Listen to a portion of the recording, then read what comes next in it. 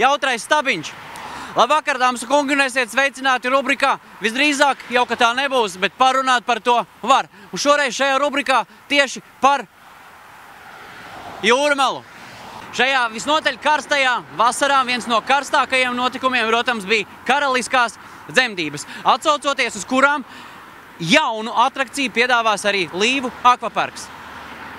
Un kas tad slēpjās zem šī visnotaļ mistiskā nosaukuma karaliskās dzemdības? Atrakcijas apraksts ir gaužām vienkāršs. Viena no Līvu akvaparkā esošajām trubām tiks pārsaukta Keitas Middletons vārdā, un katram šīs trubas izmantotājam būs iespēja iejusties mazā prinča ādā un mēģināt izspraukties cauri šai trubai līdz pat brīdim, kamēr arī viņš ierauga gaismu. Šai trubai klāt ir iespējams pieīrēt arī, protams, fotogrāfus un arī visu karalisko ģimeni, kas jūs lejā sagaida. Gaidīšanas laiks nenoteikts.